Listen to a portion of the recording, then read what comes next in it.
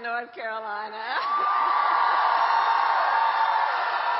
Thank you all, and all the incredible leaders who are here. Thank you all, everyone, for taking time out of your busy lives to be here this afternoon. I thank you. Thank you. And I want to thank my dear friend, Governor Cooper, Roy Cooper, Attorney General Josh Stein, who will be your next governor, Representatives Nicole Ross Fushi, and Mayor Baldwin. I thank you all and all the leaders who are here. So Raleigh, early voting, as Jennifer said, has started. Here in Wake County, you can vote early now through Saturday, November 2nd. And we need you to vote early, North Carolina.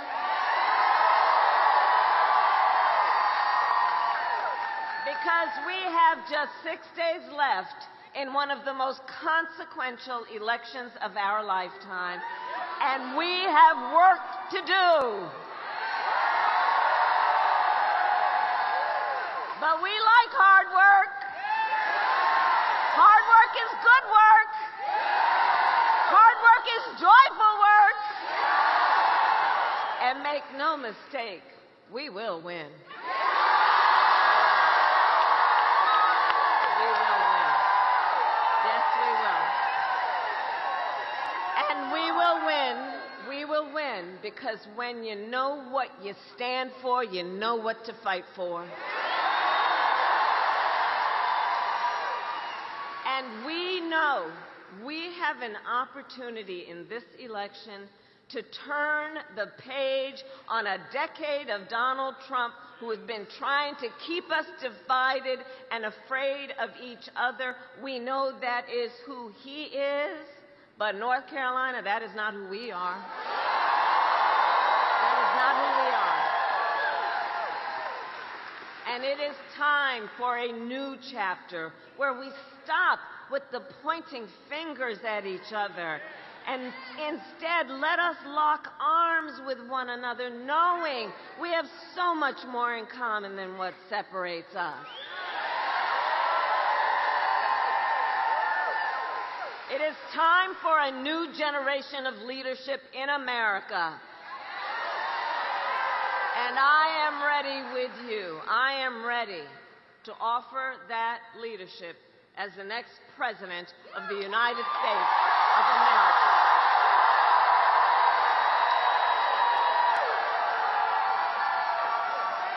And North Carolina, you know, I've been here many, many times over the years, and you know this. I am not afraid of tough fights. For decades as a prosecutor and as the top law enforcement officer of our biggest state, I won fights against big banks that ripped off homeowners, against for-profit colleges that scammed veterans and students, against predators who abused women and children, against cartels that trafficked in guns and drugs and human beings. And if you give me the chance to fight on your behalf as president, there is nothing in the world that will stand in my way.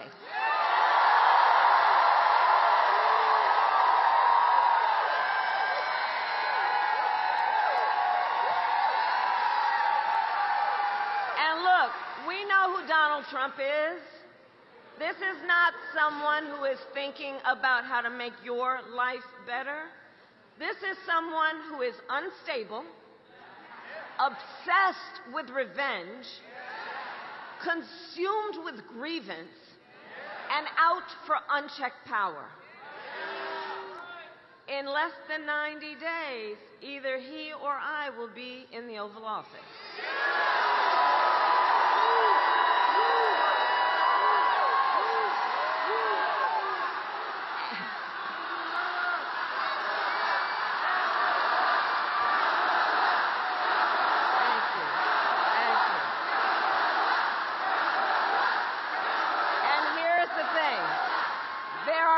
Big differences between he and I, but I would say a major contrast is this. If he is elected on day one, Donald Trump will walk into that office with an enemies list. When I am elected, I will walk in with a to-do list full of priorities about what I will get done for you, the American people. And at the top of my list is bringing down your cost of living. That will be my focus every single day as president.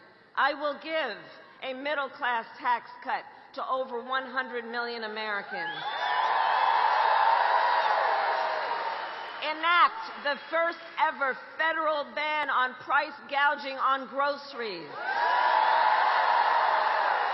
And fight to make sure that hardworking Americans can actually afford a place to live. And if you are caring for an elderly parent, my plan will cover the cost of home care under Medicare so that seniors can get the help and care they need to stay in their own homes.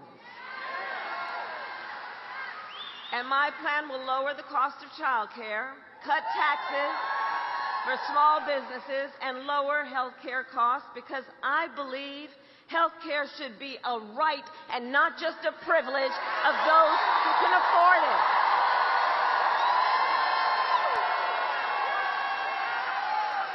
On the other hand, Donald Trump's answer to the financial pressures you face is the same as last time. Another $1 trillion in tax cuts for billionaires and big corporations. And this time, he will pay for it with a 20% Trump national sales tax on everyday basic necessities, which will cost the average American family nearly $4,000 more a year. On top of that, you will pay even more if Donald Trump finally gets his way and ends the Affordable Care Act, which will throw, if he were to win, which would throw millions of Americans off their health insurance and take us back to when insurance companies had the power to deny people with pre-existing conditions. You remember what that was like? Well, we are not going back. We are not going back.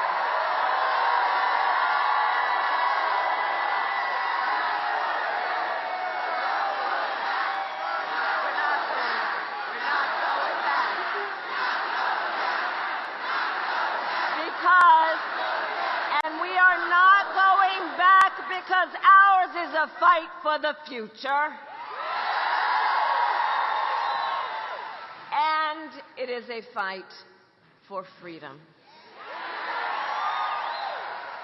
Like the fundamental freedom of a woman to be able to make decisions about her own body and not have her government tell her what to do. And we all remember how we got here. Donald Trump hand-selected 3 members of the United States Supreme Court with the intention that they would undo the protections of Roe v. Wade. They did. And now in America, 1 in 3 women lives in a state with a Trump abortion ban, including in North Carolina and every state in the South except Virginia. Think about that. Many with no exceptions, even for rape and incest, which is immoral. And Donald Trump, understand, he's not done. He would ban abortion nationwide. He would restrict access to birth control, put IVF treatments at risk, and force states to monitor women's pregnancies. Just Google Project 2025. Just Google it. Read the plans yourself and let us agree. One does not have to abandon their faith or deeply held beliefs to agree. The government should not be making that decision for you. Not the government. And when Congress passes a bill to restore reproductive freedom, as President of the United States, I will proudly sign it into law. So, North Carolina, I am asking for your vote. I am asking for your vote. And here is my pledge to you. As your president, I pledge to seek common ground and common sense solutions to the challenges you face. I am not looking to score political points. I am looking to make progress. And I pledge to you, I will listen to experts. I will listen to those impacted by the decisions I make and to people who disagree with me.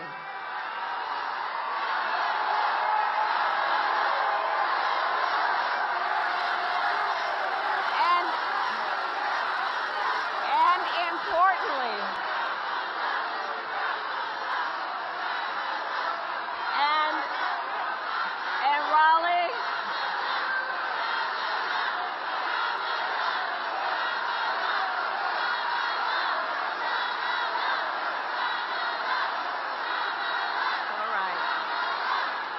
fighting. Hey, everybody. Okay. You know, see, this is the thing, because we know we're actually fighting for a democracy. And unlike Donald Trump, I don't believe people who disagree with me are the enemy. He wants to put them in jail. I'll give them a seat at the table.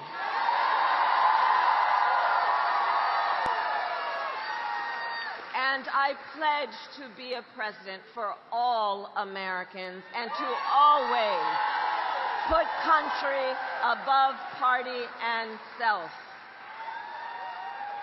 So, North Carolina, it all comes down to this. We are here together because we love our country.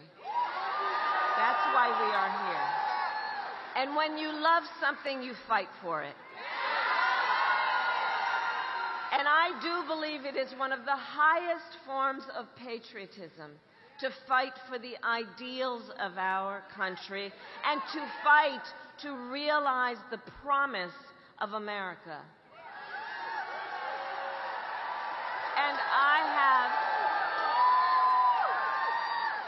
I have always believed in our nation's, yes, and like all of us here, I have always believed in our nation's promise because I have lived it. I grew up as a child of the Civil Rights Movement. My parents would take me to marches when I was in a stroller, where people of every walk of life came together to fight for the ideals of freedom and opportunity. I've lived the promise of America.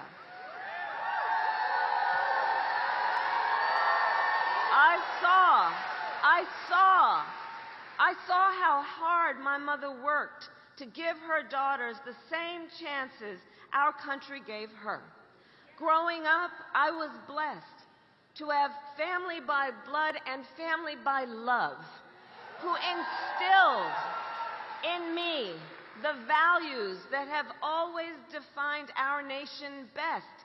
Values like community, compassion, and faith. I've lived the promise of America.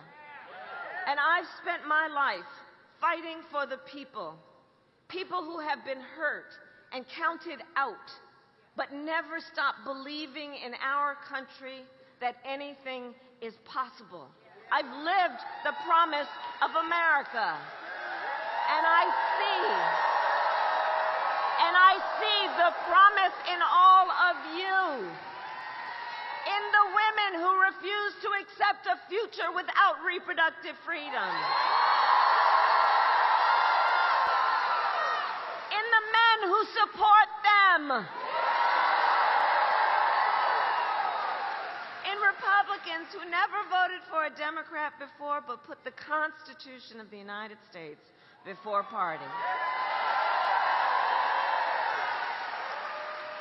I see the promise of America in all the young leaders who are voting for the first time. Let me see you.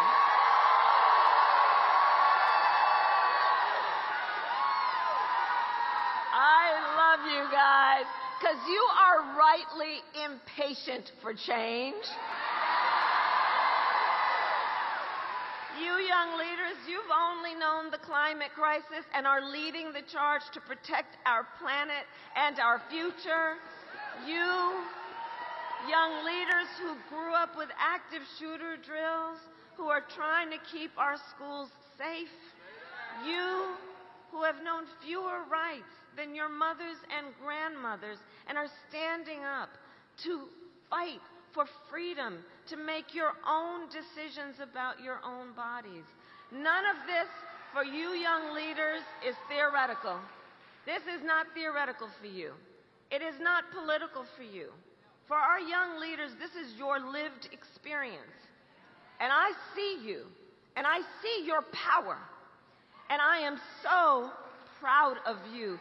Can we applaud all our first-time voters and young leaders who are here? Let's applaud them. Let's applaud them. See? Our future is bright. I'm telling you, our future is bright. So, North Carolina, we have 6 days to get this done. And no one can sit on the sidelines. So let's spend the next 6 days so that when we look back at these 6 days, we will know we did everything we could. So right now it's time to go out from here and knock on some doors. Time to text and call some voters. Time to reach out to family and friends and classmates and coworkers and neighbors. And as we do, let us please be intentional about building community.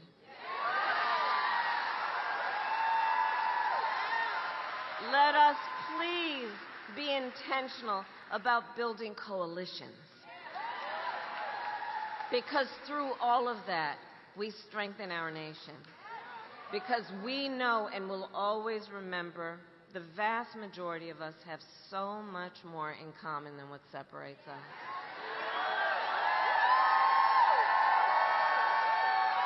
And we are all in this together. So remember, your vote is your voice, and your voice is your power.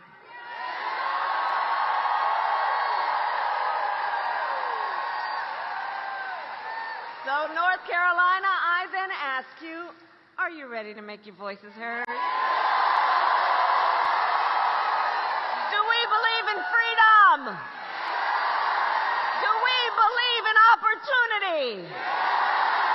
Do we believe in the promise of America? And are we ready to fight for it? And when we fight, we win.